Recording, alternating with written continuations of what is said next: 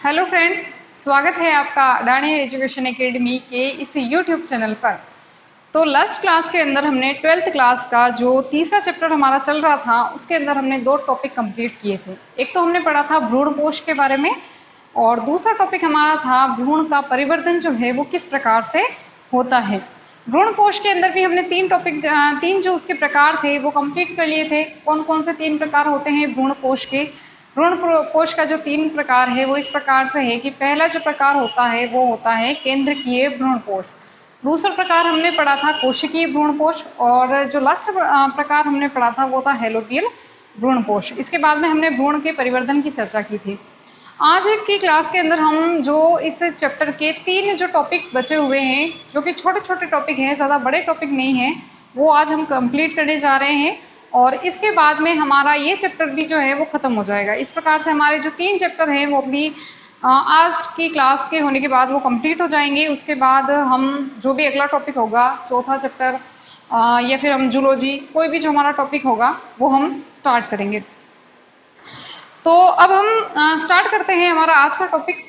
तो देखिए, आज के टॉपिक के अंदर हम 3 टॉपिक, जैसे कि मैंने बताया, हम 3 टॉपिक पढ़ने जा रहे हैं। उसके अंदर सबसे पहला जो हम टॉपिक पढ़ेंगे आज वो है हमारा बीज का परिवर्तन। क्या पढ़ेंगे? बीज का परिवर्तन।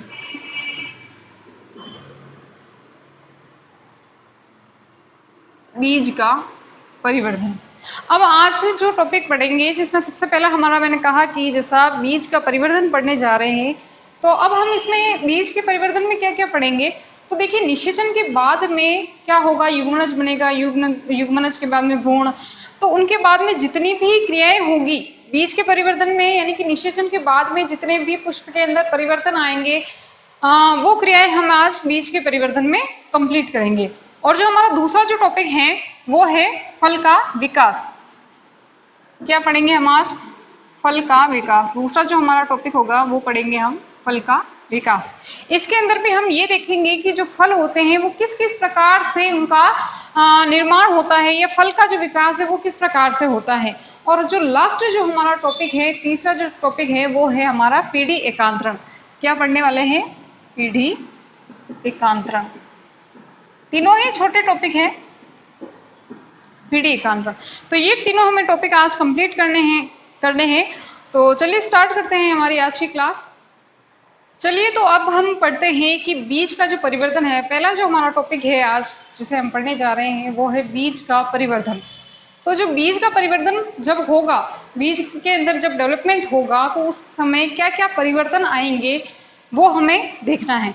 तो देखिए, सबसे पहले कि जो बीजांड होगा वो किस में परिवर्तित हो जाएगा, या फिर बीजांड से क्या बन जाएगा। तो हम जानते हैं कि बीजांड से जो है वो किसका निर्माण हो जाएगा? बीज का निर्माण हो जाएगा। बीजांड से क्या बनेगा? बीज बनेगा। और जो अंडाशय होगा, अंडाशय से किसका निर्माण हो जाएगा? अंडाशय से हो जाएगा फल का निर्माण। बीजांड से बीज बन जाएगा और अंडाशय से किसका निर्माण हो जाएगा? फल का निर्माण। ये सारी जो घटनाएं हैं, ये सारी जो प्रक्रियाएं हैं वो कब होगी? तो ये सारी घटनाएं निषेचन के बाद में, जितनी भी घटनाएं हैं वो सब निषेचन के बाद में होगी। अंडाशय से तो फल और बीजांड से क्या बन जाएगा? बीज का निर्माण हो जाएगा।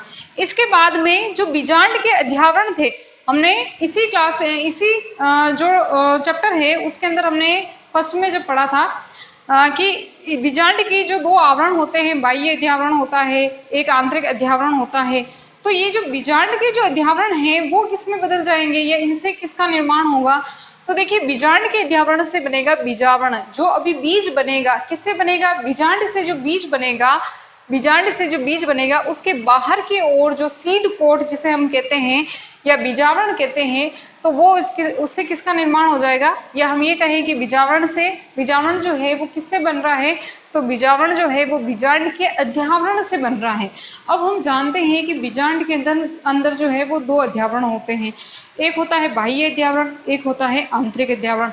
तो जो बाह्य अध्यावरण होगा उससे किसका निर्माण होगा? तो बाह्य अध्यावरण से बाह्य बीज चोल बनेगा। बाहर की ओर जो बीज जो होगा उसके बाहर की तरफ जो बीज चोल होगा उसे हम क्या कहेंगे? बाह्य बीज चोल। और इसी बाह्य बीज चोल को क्या कहा जाता है? इसी बाह्य बीज चोल को कहा जाता है टेस्टा। क्या कहेंगे? इसको कहेंगे टेस्टा। जो बाहर की तरफ होगा उसे हम क्या कहेंगे? टेस्टा। और जो अंतः अध्यावरण होता है या आंतरिक अध्यावरण जो होता है, जो अंदर की तरफ बीजांड के अंदर की तरफ जो अध्यावरण होता है, उससे किसका निर्माण होगा? उससे होगा अंतः बीज चोल का। किसका निर्माण हो जाएगा? अंतः बीज चोल का। और जिसे हम क्या कहते हैं? टेगमेन भी कहते हैं। बाहर वाले को तो टेस्टा और आंतरिक जो बीज चोल होगा उसे हम कहेंगे टेगमेन। क्या कहेंगे? टेगमेन। टेगमेन कहेंगे। अब इनके अंदर कुछ और भी संरचनाएं थी। हमने बीजांड की जब संरचना पढ़ी थी तब हमने उसमें और भी संरचनाएं पढ़ी थी, जैसे कि नाभिका हो गया, नाभिका, बीजांड द्वार, रेफे, निभाग, ये सारी जो चीजें होंगी उनमें कुछ खास परिवर्तन नहीं होगा। ठीक है, तो इनके अंदर कोई परिवर्तन नहीं होगा या कोई विशेष परिवर्तन नहीं होगा। केवल इनमें इतना ही परिवर्तन होगा कि इनके जो उत्तक होंगे वो परिपक्व हो जाएंगे। इनके अंदर जितने भी उत्तक होंगे वो परिपक्व हो जाएंगे। इसके अलावा और क्या क्या होता है? तो हमने जब अंडाशय पढ़ा था, अंडाशय के अंदर जब बीजांड की संरचना पढ़ी थी और बीजांड के अंदर हमने भ्रूण कोश पढ़ा था, तो हम जानते हैं कि भ्रूण कोश के अंदर क्या क्या संरचनाएं होती है। हम पढ़ चुके हैं। भ्रूण कोश के अंदर होता है द्वितीय केंद्रक, नीचे की ओर होती है अंड कोशिका और 2 सहायक कोशिकाएं, 3 कोशिकाएं ऊपर की ओर होती है, 3 कोशिकाएं नीचे की ओर होती है, बीच में 1 कोशिका होती है, 7 कोशिकीय अवस्था होती है और केंद्रक जो होते हैं वो 8 होते हैं। अब देखिए कि ये जो नीचे की ओर जो 3 कोशिकाएं होती हैं जिन्हें हम कहते हैं अंड समुच्चय, अंड समुच्चय के अंदर और कौन सी कोशिका होती है? ये बीच में जो कोशिका होती है उसे हम कहते हैं अंड कोशिका। क्या कहते हैं? अंड कोशिका। अब इस अंड कोशिका से किसका निर्माण होगा? युग्मनज का निर्माण होगा। अभी हमने लास्ट क्लास में ये चीज की चर्चा की थी कि अंड कोशिका के अंदर अंड कोशिका से किसका निर्माण होता है? युग्मनज का। किस प्रकार से होता है कि जब पराग नलिका आती है और इसमें प्रवेश करती है तब क्या होता है? पराग नलिका के साथ साथ जो पराग कण के जो नर युग्मक होते हैं वो भी आते हैं और वो भी इसमें एक नर युग्मक इसमें मिल जाता है, दूसरा नर युग्मक जो है वो बीच की ध्रुवीय कोशिका के अंदर चला जाता है। तो इसमें जब नर युग्मक जाएगा तो ये अंड कोशिका से किसका निर्माण होगा? युग्मनज का। युग्मनज का। और युग्मनज से किसका निर्माण होता है? भ्रूण का निर्माण होता है। ठीक है, और जो बीच में द्वितीय केंद्रक था इससे किसका निर्माण हो जाएगा? भ्रूण कोश का। भ्रूण कोश का निर्माण हो जाएगा। ठीक है, ये कुछ इसके अंदर परिवर्तन होंगे। अब देखिए इसके अलावा यहाँ पर कुछ परिभाषाएं हमने लिखी है। आपकी जो बुक है 12th की, इसके अंदर कुछ परिभाषाएं भी दी गई हैं। इनका क्वेश्चन बन सकता है और आपके जो पीछे जितने भी क्वेश्चन हैं उनके अंदर एक क्वेश्चन भी है कि एरिल और कैरेंकल में क्या डिफरेंट है। इसीलिए मैंने इनको साथ में लिखा है ताकि इसके अंदर हम डिफरेंस को भी समझ सकें। तो सबसे पहला आता है आपकी एक परिभाषा आती है, एक शब्द आता है परिभ्रूणपोष। अब ये परिभ्रूणपोष क्या है? तो देखिए कि काली मिर्च में भ्रूणपोष के चारों तरफ जो काली मिर्च होती है, सभी जानते हैं काली मिर्च कैसी होती है। तो काली मिर्च जो होती हैं उसका जो भ्रूणपोष होगा, काली मिर्च का जो भ्रूणपोष किससे बना है? द्वितीय केंद्रक से बना है। ठीक है, तो भ्रूणपोष के चारों तरफ बीजांड काय एक पतली झिल्ली के रूप में दिखाई देता है। बीजांड काय ये जो भ्रूणपोष है उसमें जो ये बीजांड काय जो होगा उसमें क्या परिवर्तन होगा कि काली मिर्च के अंदर बीजांड काय जो होगा वो पतली सी झिल्ली के रूप में दिखाई देगा। किसमें? काली मिर्च के अंदर। किसके चारों तरफ? तो ये जो भ्रूणपोष है, भ्रूणपोष के चारों तरफ ये जो बीजांड काय है वो भ्रूणपोष के चारों तरफ एक पतली सी झिल्ली की तरह दिखाई देगा। उस झिल्ली या उस संरचना को हम क्या कहते हैं? परिभ्रूणपोष कहते हैं। और परिभ्रूणपोष का उदाहरण ही काली मिर्च हो गया क्योंकि ये काली मिर्च में ही दिखाई देता है। क्लियर है यहाँ तक? नेक्स्ट है एरिल। एरिल क्या होता है? तो देखिए कुछ पौधों में बीजांड के चारों तरफ एक मांसल आवरण दिखाई देता है। एक मांसल आवरण दिखाई देता है या एक मांसल आवरण मिलता है जिसे हम क्या कहते हैं? एरिल कहते हैं। कुछ ऐसे पौधे होते हैं जिनके अंदर क्या होगा? जो बीजांड होगा, बीजांड उसके चारों तरफ एक मांसल आवरण दिखाई देता है। उस मांसल आवरण को हम कहते हैं एरिल। अगर इसके एग्जाम्पल की बात करें या हम ये कहें कि ये एरिल जैसे संरचना किन किन में दिखाई देती है या किन किन में ये मिलता है, तो लीची के अंदर जो है इसका एग्जाम्पल हो जाएगा लीची के अंदर। लीची, और इस लीची के अंदर ये खाने योग्य भाग जो होता है वो एरिल ही होता है। बहुत बार एग्जाम में पूछा जा सकता है या पूछा गया है कि लीची के अंदर खाने योग्य भाग कौन सा है। तो लीची के अंदर खाने योग्य जो भाग होता है वो होता है एरिल। क्वेश्चन पूछा गया है एग्जाम में और बहुत इंपॉर्टेंट है, पूछा भी जा सकता है कि लीची के अंदर खाने योग्य भाग कौन सा है, तो वो हो जाएगा एरिल। ठीक है। नेक्स्ट शब्द जो है आपका केरंकल। केरंकल क्या होता है? तो देखिए, यूफोर्बिएसी कुल के कुछ पादपों में बीजांड द्वार वाले छोर पर सफेद रंग की संरचना पाई जाती है, जिसे हम क्या कहते हैं? केरंकल कहते हैं। एरिल और केरंकल में डिफरेंस समझिएगा इसके साथ साथ कि इसके अंदर क्या होगा कि यूफोर्बिएसी कुल के जितने भी पादप होंगे उसमें बीजांड द्वार की तरफ, बीजांड द्वार कहाँ है? अंडकोशिका जहां हमने पढ़ी थी उसके नीचे की तरफ बीजांड द्वार होता है, ठीक है। और बीजांड द्वार वाले छोर की तरफ जो है एक सफेद रंग की संरचना पाई जाती है, एक सफेद रंग की संरचना पाई जाती है, जिसे हम क्या कहते हैं? केरंकल कहते हैं। क्या कहेंगे? केरंकल कहेंगे। अगर इसके उदाहरण की बात की जाए तो उसका उदाहरण हो जाएगा अरंडी। अरंडी के अंदर जो है ये केरंकल नामक संरचना पाई जाती है। अब यहाँ पर कुछ क्वेश्चन इस प्रकार से भी बन सकते हैं कि जैसे अभी मैंने यहाँ पर बताया कि भाई लीची में खाने योग्य भाग कौन सा है, तो कौन सा हो जाएगा? एरिल हो जाएगा, ठीक है। और इसमें ये पूछा जा सकता है कि अरंडी के अंदर या फिर केरंकल जैसी संरचना किन के अंदर पाई जा सकती है, किसके अंदर मिलती है, उदाहरण बताइए। तो ये उदाहरण हो सकता है, या एक एक दो दो नंबर के भी इनमें से क्वेश्चन पूछे जा सकते हैं। नेक्स्ट और लास्ट जो हमारा एक शब्द है वो है ओपरकुलम। ओपरकुलम में क्या होगा कि अधिकांश एक बीजपत्री पादपों में बीजांड द्वार वाले सिरे पर एक प्लग नुमा संरचना पाई जाती है, इसे हम क्या कहते हैं? ओपरकुलम कहते हैं। जितने भी एक बीजपत्री पादप होंगे उनमें बीजांड द्वार, देखिए इसमें बीजांड द्वार की तरफ एक प्लग नुमा संरचना है, यहाँ पर है प्लग नुमा संरचना, और इधर क्या हो जाएगा? बीजांड द्वार वाले छोर पर एक सफेद संरचना, सफेद संरचना को हम कहेंगे केरंकल, सफेद संरचना को कहेंगे केरंकल, और प्लग नुमा जो संरचना होगी उसे हम कहेंगे ओपरकुलम, ठीक है। तो यहाँ पर ये जो कुछ शब्द हैं उनको आप ध्यान में रखिएगा, क्योंकि इनमें से एक दो नंबर के क्वेश्चन जो हैं वो पूछे जा सकते हैं। चलिए अब हम देखते हैं कि जो बीज होता है वो कितने प्रकार के होते हैं, बीज के प्रकार कौन कौन से हैं, उनके प्रकारों के बारे में जानते हैं। और ये जो बीज है वो भ्रूण पोष के आधार पर इन बीजों का वर्गीकरण किया गया है। तो ये बीज जो होंगे भ्रूण पोष के आधार पर जो बीज होंगे वो दो प्रकार के होंगे। पहला होता है अभ्रूणपोषी। क्या होता है? अभ्रूणपोषी बीज, या हम इसे कहते हैं गैर एल्ब्यूमिनस बीज, अभ्रूणपोषी बीज या गैर एल्ब्यूमिनस बीज। और दूसरा जो होता है वो होता है भ्रूणपोषी या एल्ब्यूमिनस बीज, ठीक है। दो प्रकार के होते हैं। अब हम ये जानते हैं कि जो भ्रूणपोष होता है वो क्या काम करता है? भ्रूणपोष पोषण प्रदान करता है। किसको पोषण प्रदान करेगा? भ्रूण को, या हम ये कहेंगे युग्मनज से जो भ्रूण बनता है उसे जो है ये भ्रूणपोष जो है वो पोषण प्रदान करने का कार्य करता है। अब पहला हम पढ़ते हैं अभ्रूणपोषी या गैर एल्ब्यूमिनस बीज। इनमें क्या होगा? देखिए ये किस प्रकार के होते हैं? तो इन बीजों के अंदर या इन बीजों में भ्रूण परिवर्धन के दौरान भ्रूणपोष का पूर्ण उपयोग कर लिया जाता है। इन बीजों के अंदर जब भ्रूण का परिवर्धन होगा तब भ्रूणपोष पूरी तरह से उपयोग में ले लिया जाएगा। भ्रूण जब डेवलप होगा, भ्रूण का जब परिवर्धन होगा, तब ये भ्रूणपोष का जो उपयोग है वो पूरी तरह से ले लिया जाएगा, ठीक है। अब अगर पहले ही इसको भ्रूणपोष का उपयोग ले लिया है तो उसके बाद में भ्रूणपोष बचेगा ही नहीं, ठीक है। तो ऐसे अतः परिपक्व जो बीज होता है वो कैसा होता है? भ्रूणपोष रहित होता है। अब बीज पक रहा है, उससे पहले ही भ्रूणपोष का पूरी तरह से उपयोग कर लिया है तो उसके बाद भ्रूणपोष जो है वो बचेगा ही नहीं। इसलिए जब बीज परिपक्व हो जाएगा पूरी तरह से तब इसके अंदर भ्रूणपोष नहीं रहेगा, यानी कि परिपक्व बीज कैसा हो जाएगा? भ्रूणपोष रहित हो जाएगा। इन बीजों में भोजन बीज पत्रों में संचित होते हैं। कहाँ पर होंगे? बीज पत्रों में इनके अंदर भोजन संचित होगा।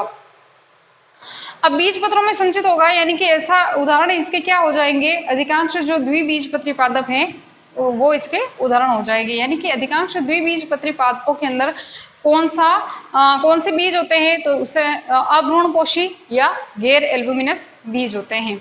अब द्विबीजपत्री पादप का मतलब जिसमें दो बीज पत्र हो, ठीक है। कौन कौन से? जैसे कि मटर है, मूंगफली है, चना है। आसान सी भाषा में अगर हमें इसे समझे तो इनके बीज को अगर हम दो टुकड़े करें तो दो बराबर भागों में इनके टुकड़े हो जाते हैं, मटर हो या मूंगफली हो या चना, जिसे हम क्या कहेंगे? द्विबीजपत्री पादप कहेंगे। तो अभ्रूणपोषी का उदाहरण क्या हो जाएगा?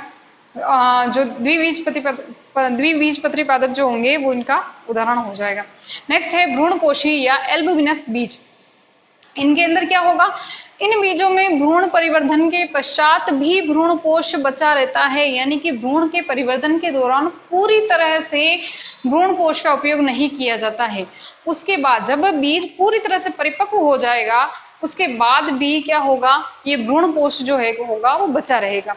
ठीक है, और अतः यह बीज भ्रूण कोश युक्त होंगे, यानी कि जब बीज बन जाएगा तो भी उसके अंदर क्या होगा, भ्रूण कोश होगा।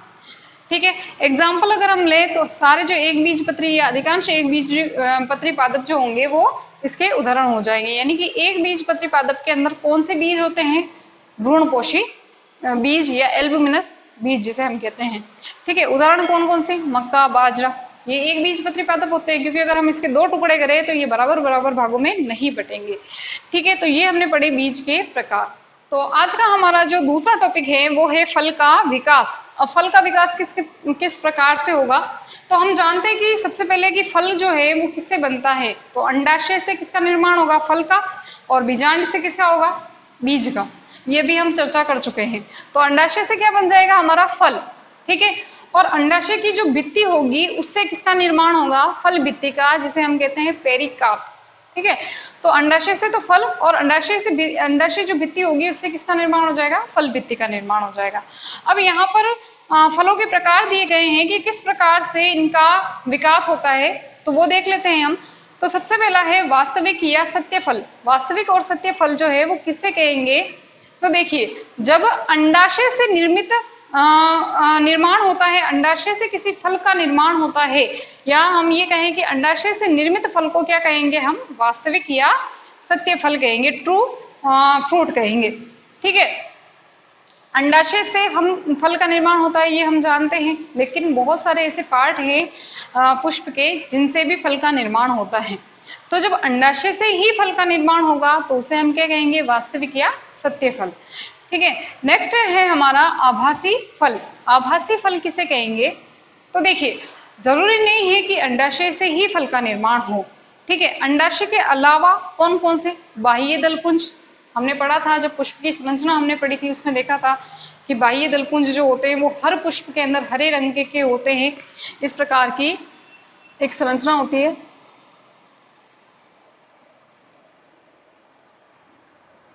ये तो हो गए पराग कोश, और इनमें ये बाहर की तरफ ये जो संरचना होती है जिसे हम क्या कहते हैं, बाह्य दलपुंज, और बाह्य दलपुंज के अंदर होते हैं दलपुंज, और दल जो पुंज जो होते हैं वो विभिन्न पुष्पों के अंदर उनका अलग कलर जो होता है वो अलग अलग होता है। ठीक है, तो आभासी फल किसे कहेंगे, बाह्य दलपुंज, या हम जिसे कहते हम पुष्पासन और या फिर दलपुंज, इनसे अगर फल का निर्माण होता है तो उसे हम क्या कहेंगे, आभासी फल कहेंगे। यानी कि अंडाशय से फल का निर्माण नहीं होकर बाह्य दलपुंज या पुष्पासन, दलपुंज यहाँ पर लिखना भूल गई हूं मैं, दलपुंज, अगर इनसे किसी फल का निर्माण हो रहा है तो उसे हम क्या कहेंगे, आभासी फल कहेंगे। नेक्स्ट है अनिषेक फल। अनिषेक फल, नाम से पता चल रहा है अनिषेक, यानी निषेचन की क्रिया नहीं होगी। हमने देखा था कि अंड कोशिका में क्या होता है, मादा युग्मक होता है, और पराग नली के थ्रू जो है वो नर युग्मक आता है, और यहाँ पर जो है निषेचन की क्रिया होती है। नर युग्मक और मादा युग्मक जब आपस में मिलते हैं उसे निषेचन कहते हैं, और निषेचन की क्रिया होती है भ्रूण कोश के अंदर। जब भ्रूण कोश के अंदर निषेचन की प्रक्रिया नहीं होगी और बिना निषेचन के ही फल का निर्माण हो जाएगा तो उसे हम क्या कहेंगे, अनिषेक फल कहेंगे। इसमें क्या होगा कि कभी कभी अंडाशय बिना निषेचन के ही फल में बदल जाता है, जो अंडाशय होगा वो उसमें निषेचन नहीं होगा, उससे पहले ही वो फल में बदल जाएगा। ठीक है, उसे हम क्या कहेंगे, अनिषेक फल कहेंगे। ठीक है, और इनके अंदर ध्यान रखिएगा बीज का निर्माण नहीं होगा, इनमें बीज नहीं बनेंगे, निषेचन नहीं हो रहा है इसका मतलब इनमें बीज भी नहीं बनेंगे। इसे हम क्या कहेंगे, अनिषेक फल कहेंगे। उदाहरण हम अगर देखें इसका तो क्या हो जाएंगे, केला, अंगूर, पपीता, ये इनके उदाहरण हो जाएंगे, क्योंकि हम जानते हैं केले के अंदर, अंगूर में, पपीता या केला जो होता है अंगूर, उनके अंदर जो है बीज कौन सा किस प्रकार के ये फल होते हैं, तो अनिषेक फल ये होते हैं, और केले और अंगूर के अंदर भी बीज नहीं बनते हैं। नेक्स्ट हम देखते हैं प्रेरित अनिषेक फलन। प्रेरित अनिषेक फलन में क्या होगा, जब वर्तिकाग्र पर वृद्धि हार्मोन, कौन कौन से वृद्धि हार्मोन, ऑक्सिन, और जिब्रेलिन। ऑक्सिन और जिब्रेलिन जब उसके ऊपर हम छिड़कते हैं तो उसमें क्या होगा, जो अंडाशय होगा वो फल में बदल जाएगा। अंडाशय किस में बदल जाएगा, फल में बदल जाएगा। इसे हम क्या कहेंगे, अनिषेक फलन कहेंगे। ठीक है, और अनिषेक फलन हो जाता है इसमें। अनिषेक फलन जो है यानी कि अनिषेक फल जब बनेगा तो उस क्रिया को हम अनिषेक फलन कहेंगे।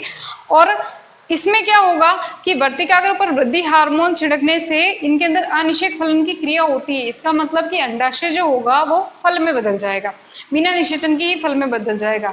इसलिए हम ये कह रहे हैं कि इसमें अनिषेक फलन की क्रिया होती है। और इस क्रिया को हम या इस प्रकार से जो फल बनते हैं उसे हम क्या कहेंगे, प्रेरित अनिषेक फलन कहेंगे। ठीक है, चलिए आज का जो हमारा लास्ट टॉपिक है, इस क्लास का लास्ट टॉपिक भी है और इस लेसन का भी लास्ट टॉपिक है, वो है पीढ़ी एकांतरण, जो कि एक छोटा सा टॉपिक है, इसे हम कंप्लीट कर लेते हैं। तो देखिए, पीढ़ी एकांतरण के अंदर दो पीढ़ियां होती हैं। कौन कौन सी होती है, एक होती है बीजाणुद्भिद और दूसरी जो होती है वो होती है युग्मकोद्भिद। बीजाणुद्भिद जो पीढ़ी होती है वो 2n के फॉर्म में होती है, यानी द्विगुणित होती है। और जो युग्मकोद्भिद पीढ़ी जो होती है वो n के फॉर्म में होती है, यानी अगुणित होती है। बीजाणुद्भिद पीढ़ी की प्रथम कोशिका किसे कहेंगे, युग्मनज को। बीजाणुद्भिद में प्रथम कोशिका कौन होगी, युग्मनज की, युग्मनज होगा। देखिए, ये दोनों जो पीढ़ियां होगी वो एक दूसरे के अल्टरनेट क्रम में चलती रहेगी, एक के बाद दूसरी, दूसरी के बाद पहली, पहली के बाद वापस दूसरी, इस प्रकार से ये चलती रहेगी। तो इसकी जो शुरुआत होती है इस पीढ़ी की वो होती है युग्मनज से। और हम जानते हैं कि युग्मनज किससे बना होता है, नर युग्मक और मादा युग्मक के संलयन से जो है वो युग्मनज बनता है। और युग्मनज भी किस फॉर्म में होता है, 2n की फॉर्म में होता है। द्विगुणित अवस्था होती है ये, तो ये कैसी हो जाएगी, 2n की फॉर्म में हो जाएगा। युग्मनज जो है आगे जाकर किसका निर्माण करता है, भ्रूण का निर्माण करता है, भ्रूण बनता है। युग्मनज जो है आगे जाकर डेवलप होकर किसका निर्माण करेगा, भ्रूण का निर्माण करेगा, जो कि क्या होता है, वो भी 2n की फॉर्म में होता है। क्योंकि ये कौन सी होती है, बीजाणुद्भिद पूरी जो पीढ़ी होती है वो कैसी है, 2n है। ठीक है, अब भ्रूण से किसका निर्माण होगा, पादप का निर्माण हो जाएगा, पादप बन जाएगा इस भ्रूण से। वो भी कैसा होगा, 2n होगा, 2n की फॉर्म में होगा। और भ्रूण जो पादप होगा जब उसकी कायिक अवस्था आएगी, ठीक है, मनुष्य के अंदर जो कायिक अवस्था होती है उसे हम कहते हैं किशोरावस्था, और इसके अंदर क्या कहते हैं, कायिक अवस्था कहते हैं। ये जो कायिक अवस्था आएगी वो भी किस अवस्था, कौन सी होगी, 2n के फॉर्म में, यानी द्विगुणित होगी। ठीक है, अब इसके बाद में इसमें पुष्प बनेंगे। कायिक अवस्था के अंदर ही पुष्प का निर्माण होता है। और हम जानते हैं कि पुष्प के अंदर दो जननांग होते हैं, एक होता है नर जननांग और एक होता है मादा जननांग। मादा जननांग को हम क्या कहते हैं, स्त्री केसर कहते हैं। क्या कहेंगे, स्त्री केसर। और पुष्प भी होगा, वो होगा 2n की फॉर्म में। स्त्री केसर भी 2n की फॉर्म में और पुंकेसर भी क्या होता है, 2n की फॉर्म में। स्त्री केसर यानी कि नर जननांग और स्त्री केसर यानी कि मादा जननांग और नर जननांग यानी कि पुंकेसर। पुंकेसर को हम क्या कहते हैं, नर जननांग कहते हैं, या नर जननांग को हम क्या कहते हैं, पुंकेसर कहते हैं। दोनों ही किसकी फॉर्म में होते हैं, 2n की फॉर्म में होते हैं। अब स्त्री केसर से हम जानते हैं, स्त्री केसर के अंदर क्या होता है, अंडाशय का निर्माण होता है। ठीक है, अंडाशय होता है, वो भी 2n की फॉर्म में होता है। अंडाशय में क्या होता है, बीजांड होता है, बीजांड होता है। और बीजांड के अंदर क्या होते हैं, गुरु बीजाणु धानी होती है। क्या होती है, गुरु बीजाणु धानी होती है। और पुंकेसर के अंदर पराग कोश स्थित होते हैं। और पराग कोश के अंदर, पराग पुटों के अंदर लघु बीजाणु धानियां होती है, ये हम पढ़ चुके हैं, जो कि सभी जो है वो 2n की फॉर्म में होते हैं।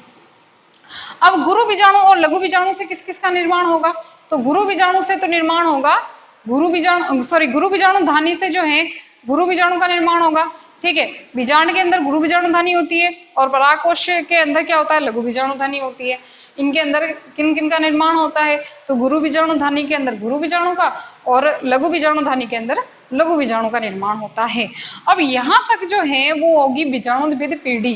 ठीक है, इसके बाद में आएगी हमारी युग्मकोद्भिद पीढ़ी, जो कि किस फॉर्म में होगी, n की फॉर्म में, यानी अगुणित अवस्था होगी। और इसकी जो प्रथम कोशिका होगी वो होंगे गुरु बीजाणु और लघु बीजाणु। किससे निर्माण हो रहा है इनका, गुरु बीजाणु का तो गुरु बीजाणु धानी से और लघु बीजाणु का लघु बीजाणु धानी से। ठीक है, गुरु बीजाणु और लघु बीजाणु दोनों ही किस फॉर्म में होते हैं, n, यानी अगुणित अवस्था में। अब गुरु बीजाणु जो है वो क्या है, मादा युग्मकोद्भिद का निर्माण करते हैं और लघु बीजाणु से नर युग्मकोद्भिद, जो भी दोनों ही क्या होते हैं, nn की फॉर्म में होते हैं। मादा युग्मकोद्भिद में क्या मादा युग्मकोद्भिद को ही हम क्या कहते हैं, भ्रूण कोश कहते हैं, वो भी n की फॉर्म में होता है। ठीक है, और इसी भ्रूण कोश में यानी आगे जाकर इसमें किसका निर्माण होता है, मादा युग्मक का निर्माण होता है। जो भ्रूण कोश होता है, हमने पढ़ा था भ्रूण कोश जो होता है उसके अंदर ये अंड कोशिका होती है इसी भ्रूण कोश के अंदर, और ऊपर 3 कोशिकाएं होती है, प्रतिमुखी कोशिकाएं, ठीक है। और इसी के अंदर किसका निर्माण, ये जो अंड कोशिका है इसी में किसका निर्माण होता है, मादा युग्मक का निर्माण होता है। यहाँ पर मादा युग्मक होता है इसी में, ठीक है। तो भ्रूण कोश के अंदर किसका निर्माण हो जाएगा, मादा युग्मक का। और जो नर युग्मकोद्भिद है वो उसमें किसका निर्माण होगा, नर युग्मक का। अब ये सभी की जो है मादा युग्मक भी है वो एन की फॉर्म में है यानी अगुणित है, और नर युग्मक भी किसके फॉर्म में है, एन के फॉर्म में है। जब ये दोनों, क्योंकि हम जानते हैं कि यहाँ पर अंड कोशिका के अंदर जो मादा युग्मक होता है उसमें जब नर युग्मक आकर संयोजन की क्रिया करता है यानी निषेचन की क्रिया करता है, तब उसमें क्या किसका निर्माण होता है, यहाँ पर अंड कोशिका से किसका निर्माण हुआ था, इसमें निषेचन की क्रिया से युग्मनज का निर्माण हुआ था, युग्मनज का निर्माण हुआ था, और द्वितीय केंद्रक से भ्रूणपोष का निर्माण हुआ था। तो अब जब ये नर युग्मक और मादा युग्मक बनेंगे, मिलेंगे आपस में, संयोजन की क्रिया करेंगे या निषेचन की जब क्रिया करेंगे, तो इससे किसका निर्माण हो जाएगा, युग्मनज का निर्माण हो जाएगा, जो कि 2n के फॉर्म में होता है। लेकिन 2n तो यहाँ पर है ही नहीं, युग्मकोद्भिद पीढ़ी है यानी n के फॉर्म में चल रही है। तो ये जो 2n फॉर्म है वो फिर से कहाँ चला जाएगा, बीजाणुद्भिद पीढ़ी, यानी यहाँ से वापस इसके नीचे, यानी यहाँ से युग्मनज से वापस कौन सी पीढ़ी स्टार्ट हो जाएगी, बीजाणुद्भिद पीढ़ी स्टार्ट हो जाएगी, ठीक है। तो ये दोनों जो पीढ़ियां होती है वो एक दूसरे के अल्टरनेट क्रम में चलती रहती है, एक के बाद दूसरी, दूसरी के बाद वापस आगे वाली पीढ़ी, ठीक है। तो इस प्रकार से जो है ये पीढ़ी एकांतरण होता है आवृत्तिबीजी पादपों के अंदर। तो आज की हमारी क्लास यहीं तक है। आपको अगर ये क्लासें पसंद आ रही हैं तो आप इसे लाइक करें, सब्सक्राइब करें और शेयर जरूर करें। Thank you.